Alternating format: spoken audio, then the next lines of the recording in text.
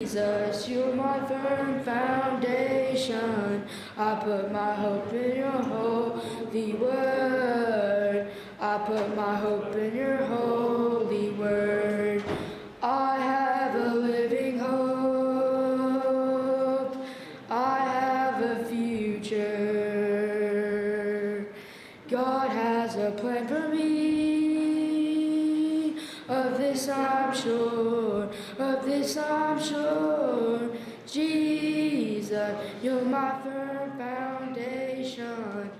I know I can stand secure. Jesus, you're my firm foundation. I put my hope in your holy word. I put my hope in your holy word. Thank you.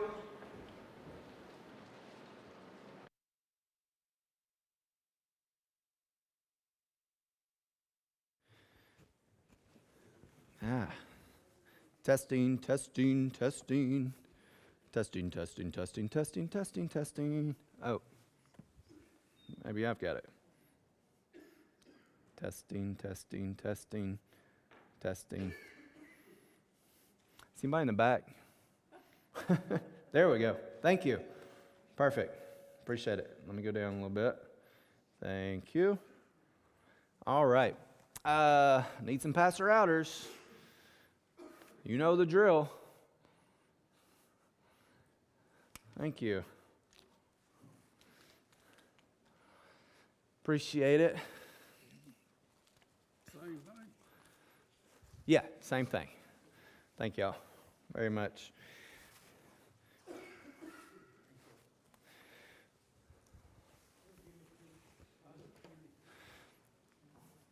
So this is a theme throughout the Bible, and the theme is how God constantly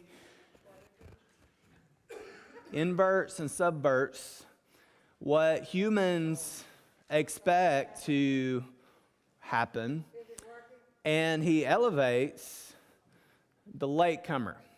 So what's crazy is in almost every story we read in the Bible, the person you would expect to be lifted up to God's representative of his firstborn is not the person that is chosen.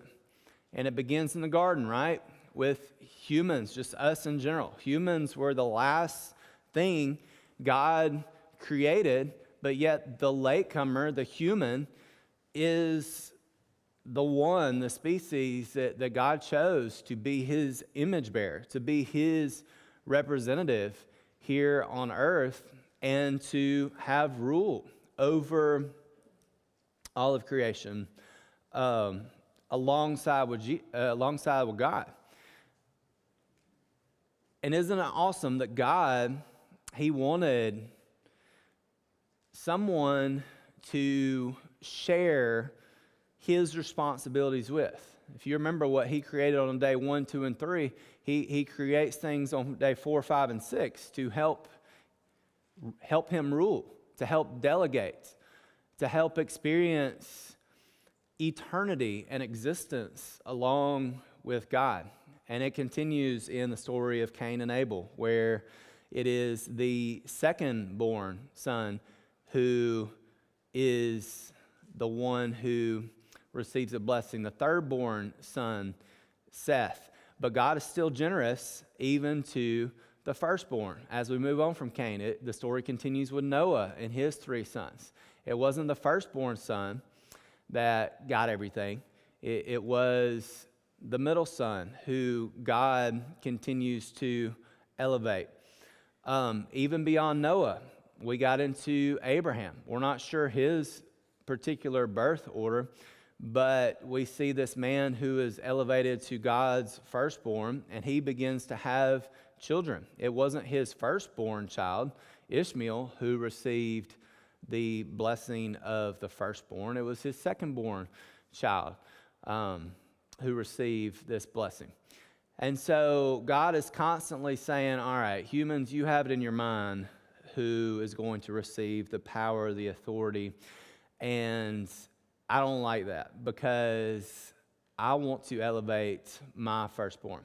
And all good themes in the Bible lead us to Jesus, this theme that begins in the garden and it builds up to Jesus.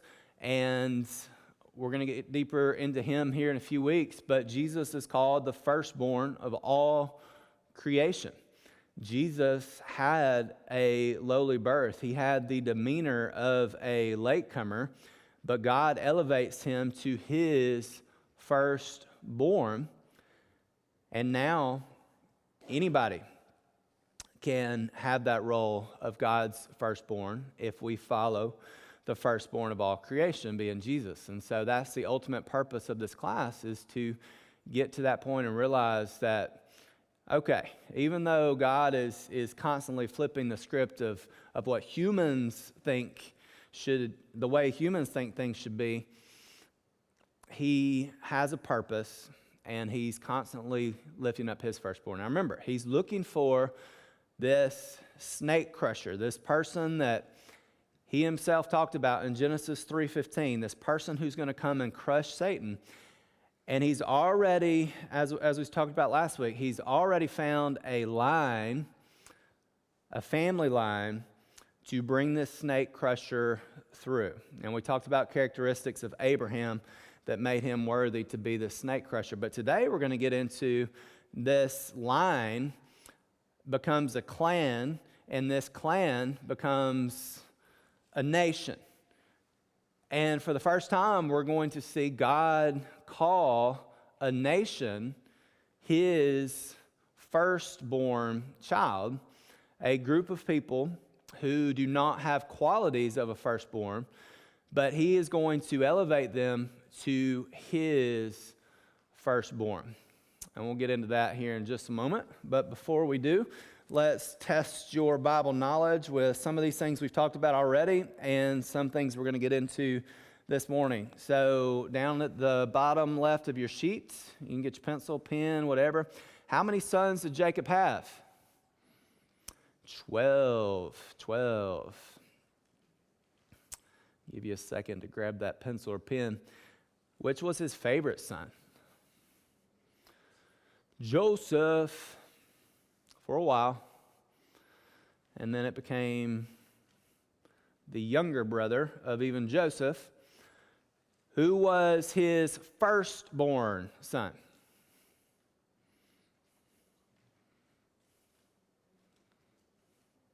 Haven't heard it yet unless you're whispering. Heard it over here, I think. Reuben. So we're already thinking, okay, Reuben's the firstborn son, but we know that Joseph is kind of the theme of late Genesis. Who was Jacob's favorite wife? Rachel. Kenny, who's your favorite wife?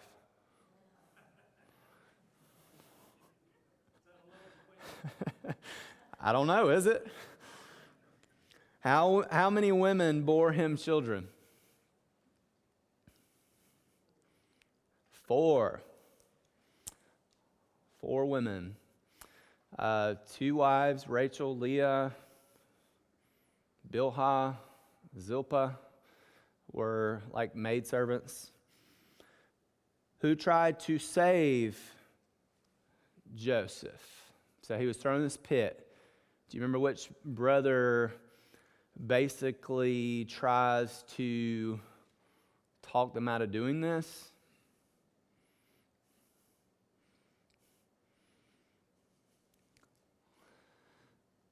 It was Reuben, the oldest, firstborn, who wanted to sell Joseph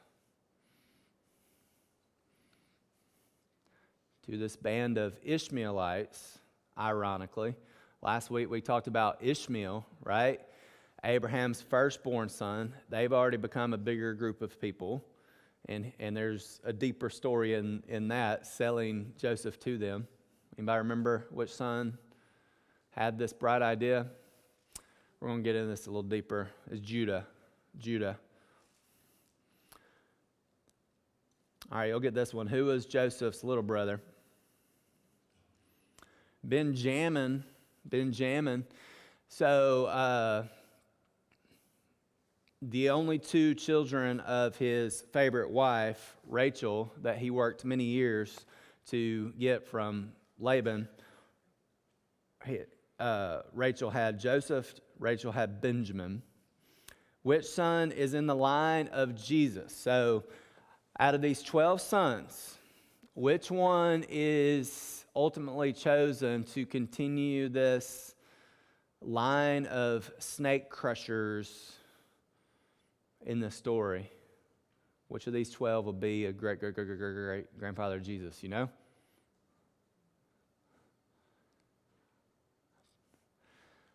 All right, I think I heard Judah from the back. That's correct. So Judah, who is the fourth born son of Leah.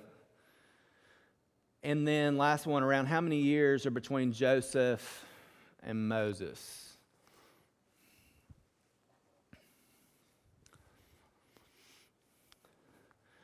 That's actually a pretty deep rabbit hole because and we don't have time to get into it.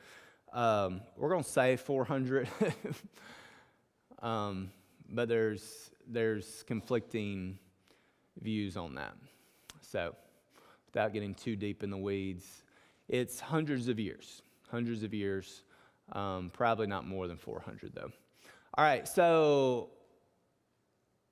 remember, this theme continues. So Abraham has these two sons, and here's the latecomer, Isaac, that's elevated. Isaac has these two sons, Jacob and Esau. Here's the second-born, latecomer, Jacob, who is elevated to carry the snake crusher line to the next generation. And when you read about Jacob, he does not have qualities that appear to be anything like you would think God's mind would see in this man. Hey, I want you to kind of continue this line of lake crushers. But this man wrestles with God. His name, Jacob, is changed to what? Israel. And basically from this man, I mean, this is where the Israelites come from. This is where their name comes from, which they also come from Abraham, obviously. And so Jacob, the story continues with him. So here he comes, and who's his first wife? Leah. Okay? So who's his second wife? The only two wives were Leah and Rachel. And so Rachel, already he has a latecomer wife, but not only that, look at the children. We have the 12 tribes we sing with the kids: Reuben, Simeon, Levi, Judah, Dan, Naphtali, Gad. So we see that Leah, she has these first four, and then here comes Rachel can't have children. I don't think it matters if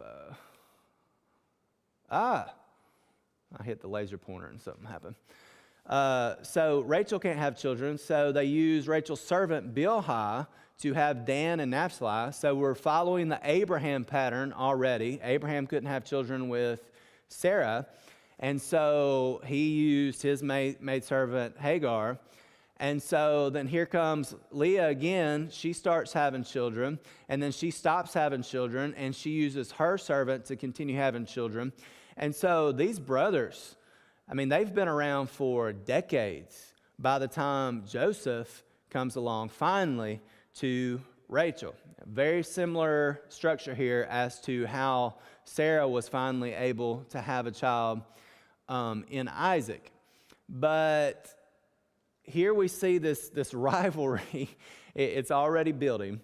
And it's like you look at this and you're like, oh my goodness. You know, God is choosing this family line, this drama, to carry on his name throughout the world, to one day build up to his snake crusher. Remember, all these people, where the line continues, they're going to have snake crusher qualities, but none of them are Jesus. None of them are the ultimate snake crusher. And so all this builds up to his 11th born son, and that's Joseph. So late Genesis, Joseph is the main character. There's only one exception. There's like a commercial break that talks about Judah for a moment in there, and we'll get to that in just a second as well. But here's another latecomer. You would think that the blessing is going to go to Reuben, but it appears that Jacob is lifting Joseph above the rest. And God does bless Joseph. But it's also ironic that when it comes to choosing the family line of Jesus, he chooses number 4 from the first wife, Leah, to continue the family line.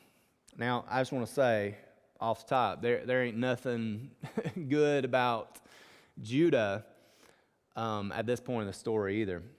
Okay, so let's look at Genesis 44 for just a minute. We're going to get to the right side of your paper, down to kind of the first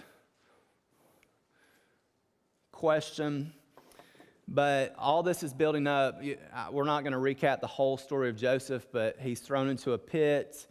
Reuben tries to save him. He comes back. Judas decided to sell him. That's important that it's Judah.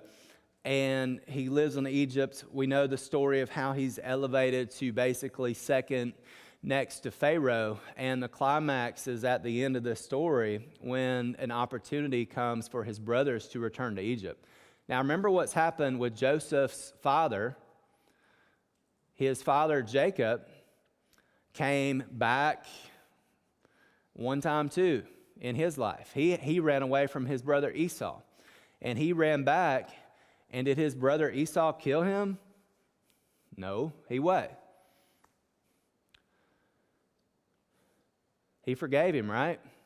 He forgave him. And we see that playing over again in Jacob's son. And you know this is a story that's been repeated over and over in their family. I mean, they saw it firsthand. They saw how their uncle Esau forgave their brother, even though he elevated himself to the firstborn. And here's Joseph with an opportunity. So I want you to look at chapter 44 of Genesis. And so there's this whole thing going on where Joseph's testing his brothers, and he sends them back home, and they come back to Egypt, and basically they have to bring Jacob's new favorite son that replaced Joseph, and that's Benjamin, and none of them want to do that. They're like, if Benjamin dies, our dad's going to die. His life is closely tied to the life of the son.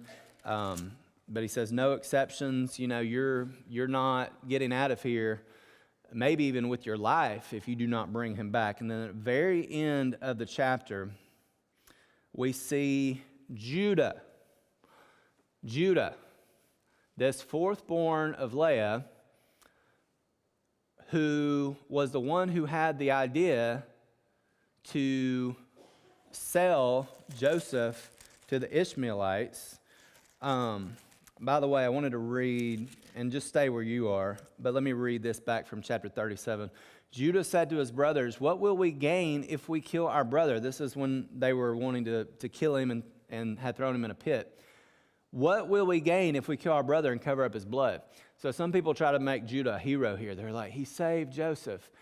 Okay, he technically saved Joseph's life by selling them to the Ishmaelites, but his intentions were, what will we gain if we kill our brother and cover up his blood? Come, let us sell him. So here's Judah again showing up years and years later at the end of chapter 44. And Joseph is saying, basically, Joseph has framed Benjamin, and he's acting like he's going to take the life of Benjamin. But look who steps up, Judah. Now then, please let your servant remain here as my Lord's slave in place of the boy, and let the boy return to his brothers. So Judah, it's his idea to sell his brother Joseph. But here, Judah is saying, let me give my life for Benjamin. He seems to have changed. He wasn't saying, let me give my life for Joseph. And so let's look at our first question on our sheet. Why do you think that Joseph tests his brothers here?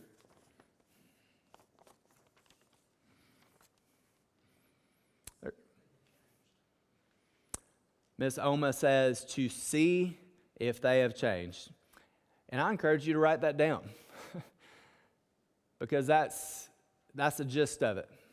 Anybody else have something to add to that?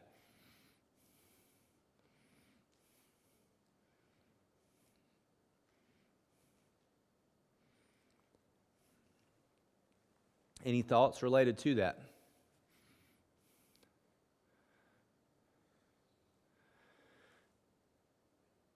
Joseph does not reveal who he is for a very long time. And it's amazing to me how he's able to go for so long without them appearing to even have a clue that this is their brother. And I'm wondering if, like, when the brothers are coming to Egypt in the first place, are they kind of looking this way and that and thinking, hey, you know, we sold our brother to this group that was going to Egypt. I don't know if it even crossed their mind.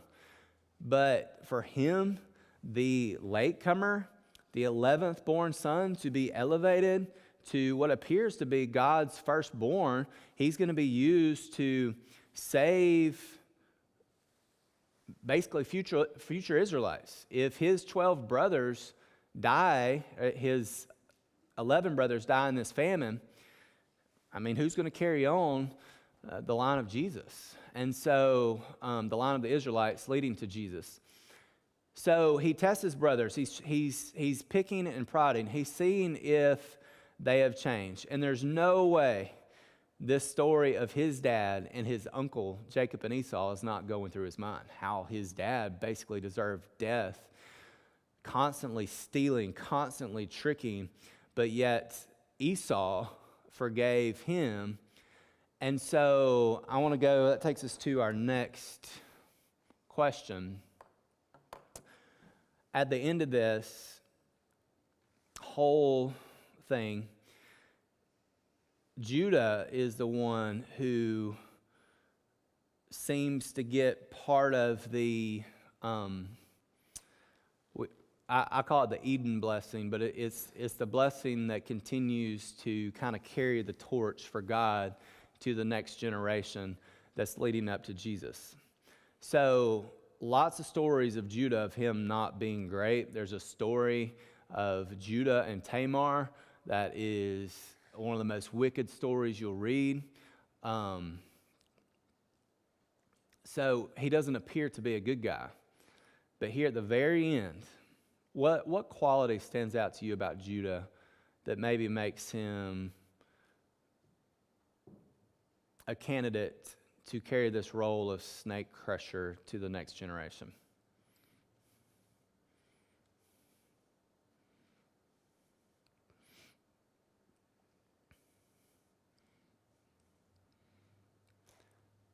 What do we just read about with him in the last few verses of chapter 44?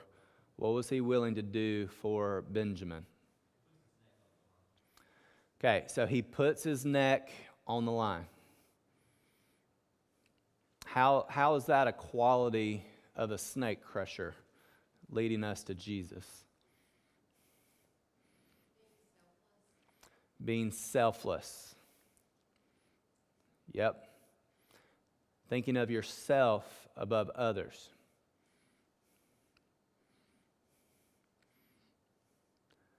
Do we see Jesus here? What is he willing to do for his brother again? He's willing to what himself? He's willing to sacrifice himself. So all those things are good to write down. He's willing, he has a sacrificial attitude, and it's that thing, that is the one thing that ends all of this drama. It's like all this drama with Joseph, all this stuff building up to this point.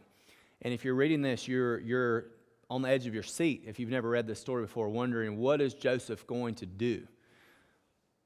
And right here, Judah being willing to sacrifice himself and give his life for his brother is the moment where the climax of this story happens. And it's the moment that turns the tide, because right after this, Joseph reveals himself. There's lots of tears, and it changes the trajectory, not just of the Israelites, but of the world forever in this moment with this man wanting to sacrifice himself. And so Joseph indeed sees, my brothers have changed. They have changed. And he forgives them. And not only does he forgive them, he gives them a place to live in Egypt to ride out all the years that are coming with the rest of this famine. And so, and we kind of put that there, but I want you to look, turn a few pages to Genesis 49. Jacob, their father, he's in Egypt now, and he's dying. And so, as fathers would do, they would bring their children to them, and they would give them a blessing. So, he's giving his sons a blessing, just like his father Isaac gave him a blessing. Now, remember, he tricked his father Isaac into getting this birthright when he was a very young man, and now it's coming full circle. And he's given a blessing in chapter 49 to all of his sons. And in verse 8, he gives one to Judah. Judah, your brothers will praise you. Your hand will be on the neck of your enemies. Your father's sons will bow down to you. You are a lion's cub, Judah. You return from the prey, my son, like a lion, he crouches and lies down, like a lioness who dares to rouse him. The scepter will not depart from Judah, nor the ruler's staff from between his feet. So he's telling Judah, your line, the scepter will not depart from you. Kings will come from you. And so, indeed, we see King David from the line of Judah. David's descendants from the line of Judah. Building up to Jesus, who is from the line of Judah. And the word line sounds a lot like the word lion, Lion. And that's one of the reasons why we call Jesus the Lion of Judah in some of our songs, is because he was the one chosen to carry on this line. Now, there's a blessing for Joseph and his future family in verse 22 as well. And what's odd is we kind of see Joseph's line and Judah's line. They become the two primary lines that are squabbling throughout the history of the Israelites, and they're two of the lines that we see predominantly in the spotlight in the centuries to come after this particular story. You will see things from the other lines as well, obviously, but those two are the biggest focus from here on out. So, God again has chosen the latecomer, and he has elevated them to the place of his firstborn. We may not always know the reasons why, but one thing we can conclude is there appears to be traits in this line, and it may not be much. It may not look like much. Most of their life may look terrible. But God takes those traits and says, hey, I can take this trait and I can use this in my ultimate snake crusher, who's going to be Jesus. Any comments about Jacob, Joseph, their families, before we move on to Moses?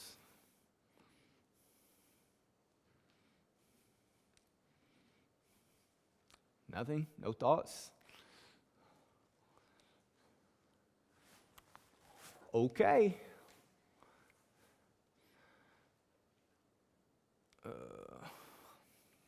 So we fast forward. The last page of Genesis, we have Jacob. He's dying. He's embalmed. He's carried back to the land of his fathers, he's buried, but Joseph and his brothers appear to die while they're living in Egypt, and they have children. In the very end of Genesis, the last few verses of Genesis, God will surely, this is Joseph talking, God will surely come to your aid. Now, remember, they don't really need a lot of aid at this point because there's not very many of them. And then you must carry my bones up from this place.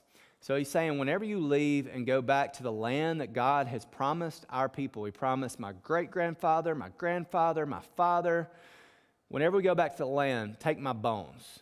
And I don't know if his bones were in a pyramid, but we know he was embalmed. There's a good chance he was fully mummified, and he may have even had his own little pyramid, Joseph. I mean, there's a chance. And we see during the Exodus, the last thing they carry with them is they grab Joseph's bones almost 400 years later, and they carry them. And they've got these bones with them during these 40 years that Jeff talked about, that they were wandering in the wilderness. It actually did not take them that long to get to the promised land. They just couldn't go in because they had sinned, and Joshua and Caleb were the only two that saw good things. And so God basically forced them to wander in the wilderness, even though they got there pretty quick. But here at the end, it's like it stops, and there's this Pharaoh who loves Joseph, but Joseph dies, and then all of a sudden we look at the very next page, and the scene's different. Hundreds of years have gone by. So let's look at the first few verses of Exodus.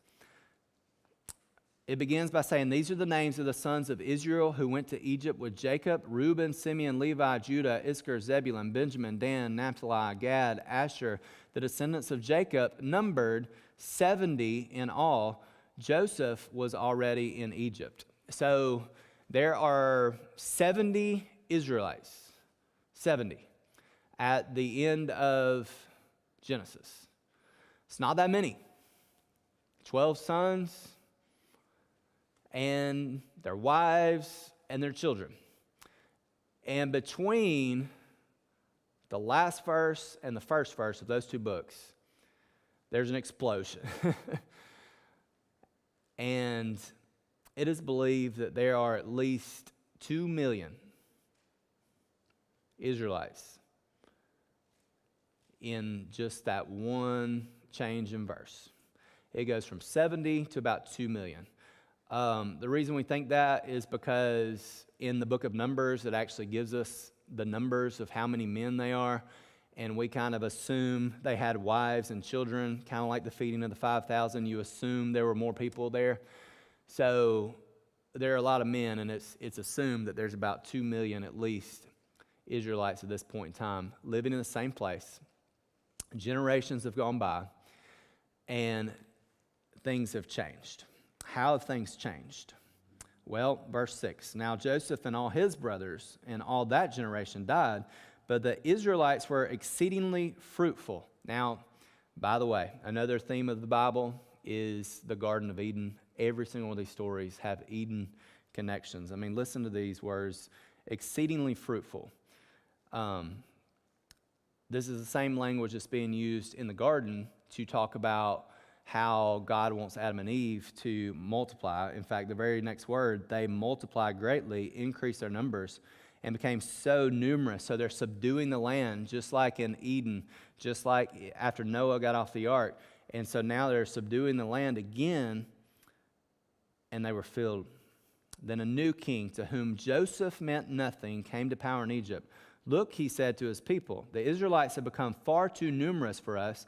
We must deal shrewdly with them, or they will become even more numerous. And if war breaks out, we'll join our enemies, fight against us, and leave this country.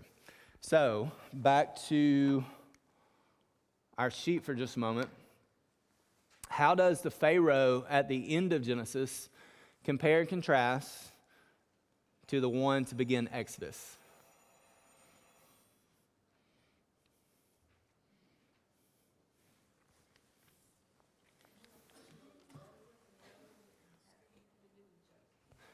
Okay? So one was generous towards the Israelites, and the other didn't want to have anything. I'm not saying he didn't want to have anything to do with them, didn't want to have anything good to do with them.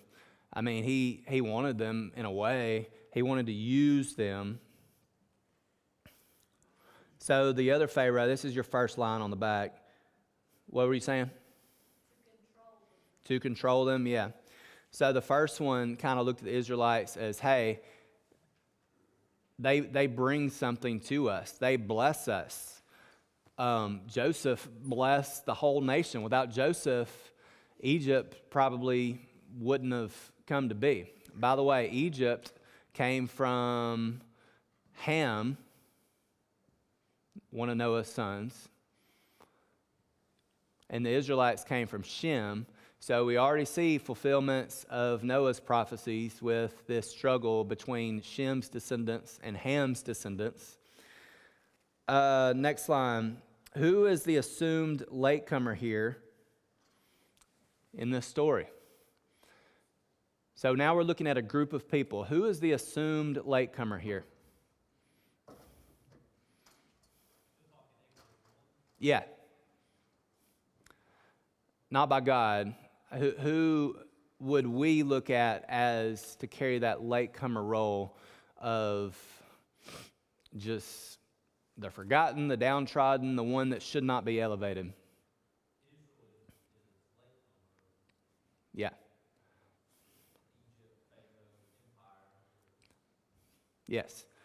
All right, so, and that's your next line. So Egypt, the Egyptians are like the earthly firstborn here. They're the mega power in the world at this point in time. And then here comes this latecomer, this group of slaves. 1 Corinthians chapter 1, I'm going to read this. I want you to listen. How does this compare to this group of Israelites? This is 1 Corinthians 1, verse 27. But God chose the foolish things of the world to shame the wise. God chose the weak things of the world to shame the strong. God chose the lowly things of this world and the despised things and the things that are not to nullify the things that are. Why? So that no one can boast before him. How does this compare to the Israelites?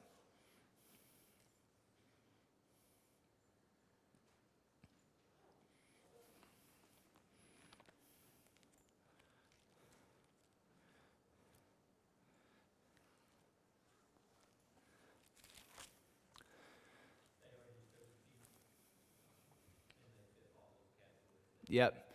The Israelites fit every single one of those categories. The ones that appear weak, but God's making strong. Why? To glorify His name. Because He knows when the weak are elevated, it's going to show who I truly am. Yeah.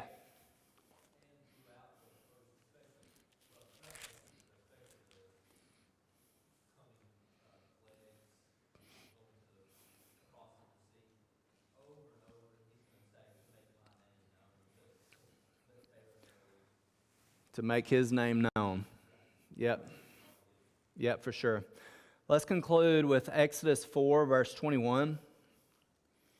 God said to Moses, when you return to Egypt, see that you perform before Pharaoh all the wonders I've given you, the power to do. But I will harden his heart, so that he will not let my people go.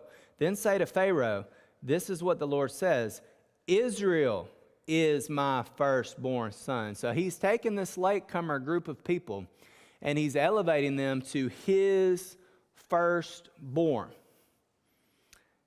Let my son go so that he may worship me.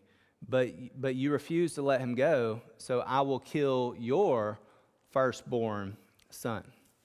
So right there, I mean, we see all kinds of Jesus connections. I mean, these are the kinds of people in 1 Corinthians, the kinds of people the Israelites were. These are the people Jesus, He called out. The people that Jesus noticed and said, these are the kind of people I want to use to begin my kingdom here on earth. And so we'll pick up there next week and get on beyond the Torah into a little bit of Hannah.